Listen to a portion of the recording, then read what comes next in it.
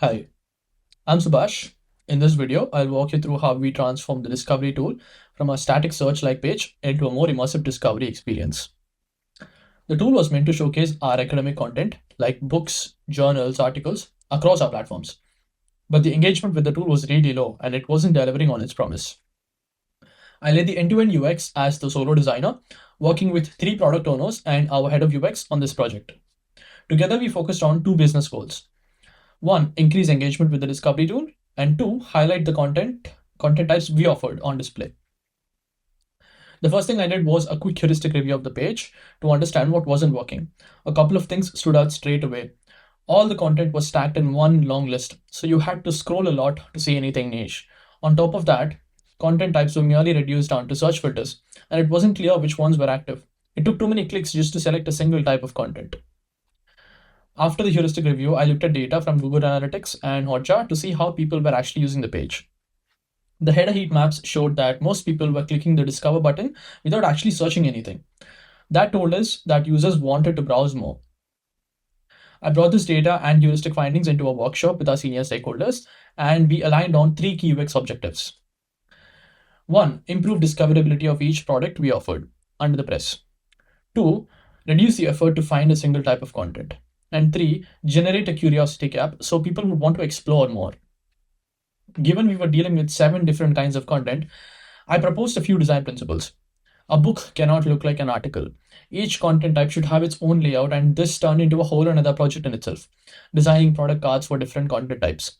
And here's a walkthrough of the Figma file for that project. As you can see, it has its own research, competitor analysis, designs, etc. Moving back to the design philosophies we agreed on, we set another rule, which is explore only one content type at a time. This allows for each content type to have its own piece of real estate. Moving into the ideation phase, I explored a few different directions here. And here, as you can see, some rough sketches, things like sticky side panel and a top navigation bar for filters. But there was a clear winner, a tabbed approach to show one content type at any given time. And here's the final wireframe that was presented as the final solution. I used selectable tabs to explore one content type at a time. This made it obvious which piece of content you were looking at and reduced the need to scroll through everything.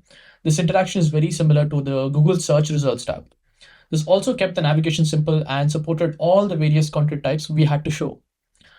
Once the wireframe was finalized, I got to designing the actual solution and ended with this dev-ready prototype. Here's a walkthrough of the prototype. As you can see, we have the main banner, which highlights a single product on each platform under the Cambridge University Press. Below this, we have the search bar with content tabs. By default, the Discover tab is active, which is further segmented into best of or new releases. And the same segmentation is present on all content types when the user doesn't search for anything. However, if the user searches for something, the segmentation disappears and it's a single list of products as you expect. And you can go back to the initial state when you clear your search. I gorilla tested this prototype with 18 participants at our 2025 Digital Day event. I gave them tasks like find this niche piece of content and watch them how they navigated the prototype, and the results were really encouraging. 17 out of 18 people found the niche content without using the search bar. They reached the desired content in roughly half the number of steps compared to the old page. Everyone preferred the new designs, and one person even said, "It feels like I'm browsing through Netflix." I then presented my findings to the senior stakeholders. There were minor adjustments made to the final designs, but the redesign was approved by stakeholders and planned for the future roadmap. The biggest challenge in this project wasn't the UI, it was getting alignment on removing the search bar from the header and replacing it with content types. We went back and forth on this, but the data and testing made it clear that this is what our users wanted. And in the end, we all agreed. If you'd like a deeper dive into the details, you can scroll down and check out the full case study on my portfolio. Thank you for watching. Have a good one.